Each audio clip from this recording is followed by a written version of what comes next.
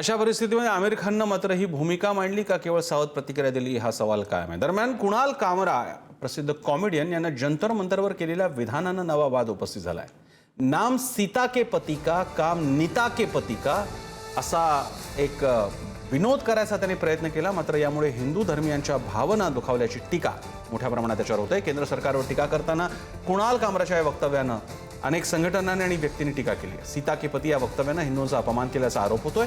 वांगचुक यांच्या आंदोलनाला पाठिंबा देण्यासाठी गेलेला कामरा त्यामुळे वादाच्या भोवऱ्यात सापडला।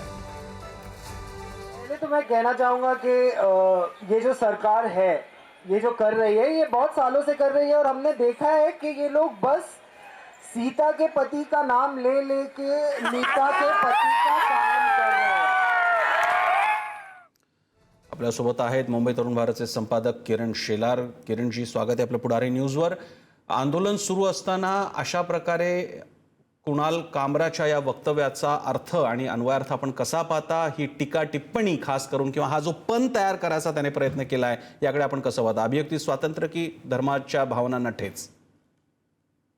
प्रसन्न, धन्यवाद। एक मुद्दा नेहमी लक्षात येतो, एकतर वांगचुक यांचं जे आता तिथे आंदोलन चालू आहे, उपोषण चालू आहे, असं वाटतं की आता तो सरकार आणि ते या दोघांमध्ये आता तो विषय चालू आहे। दोन प्रकारचे गट तयार झालेले आहेत या देशात। एक आहे मोदी विरोधी, एक आहे मोदींच्या बाजूनी बोलणारा। एक साधर्म्य आहे सदैव, ज्या ज्या ठिकाणी अशा प्रकारची आंदोलनं सुरू होतात तिथे कुठल्या ना कुठल्या प्रकारे मोदींना विरोध करणारी मंडळी आधी म्हणत असताना ते व्यासपीठ बिगर राजकीय असतं, मग त्या व्यासपीठावर पोहोचत असलेली माणसं ही राजकीय असतात, जे गेल्या 2 दिवसात आपण बघतोय। लोकशाही असलेल्या देशात असं होणं नॅचरल आहे, त्यामुळे आपण बिगर राजकीय आहोत असं नाटकही कोणी करू नये आणि त्याचा लाभही उचलण्याचा फायदा म्हणजे प्रयत्न करू नये। लोकशाही तुम्ही राजकीय असणे हा गुन्हा नाहीये, म्हणजे भाजपचे असणेही गुन्हा नाहीये आणि काँग्रेसचे असणे हा गुन्हा नाहीये, परंतु न्यूट्रल असण्याचा दावा करून आपापले राजकीय अजेंडा राबवण्याचा प्रयत्न त्या देशामध्ये सातत्याने चालू असतो। सीजेपीच्या व्यासपीठावर सुद्धा ते चालू आहे। माझा आक्षेप त्याला सुद्धा नाहीये।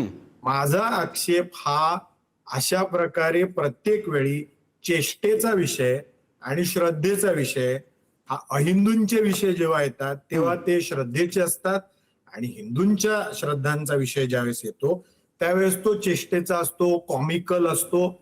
आणि कुणाल कामरा असतील, अजून 4-5 नाव अशी देता येतील।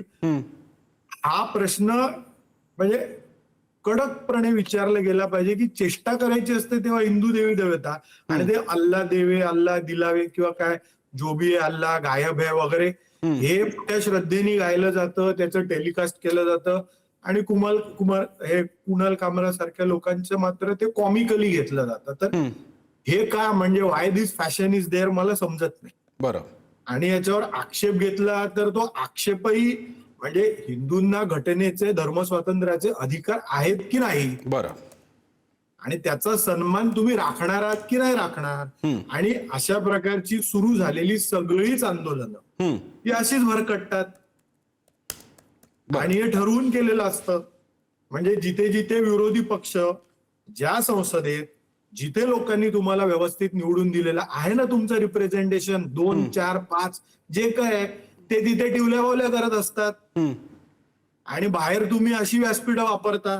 तुम्ही करा ना राजकीय मुकाबला, नीट करा, तुमच्यावर लोक विश्वास ठेवतील। पण जिथे गांभीर्याने वागलं पाहिजे तिथे तुम्ही वागत नाही आणि मग ह्या अशा सगळ्या टिंगल टवाळ्या सगळं चालू असतं। किरण शेलारची धन्यवाद आपल्या सविस्तर प्रतिक्रियेसाठी। त्यामुळे कुणाल कामराने आपली ही इच्छा किंवा हा आपला आवेग जरा तिथे टाळायला हवा होता का? एका गांभीर्यानं चाललेल्या एका ठिकाणी हा कारण नसताना धार्मिक वाद तयार करून हे आंदोलन त्यामुळे भरकटेल का पाहावं लागेल। धन्यवाद किरण शेलारजी आपल्या प्रतिक्रियेसाठी।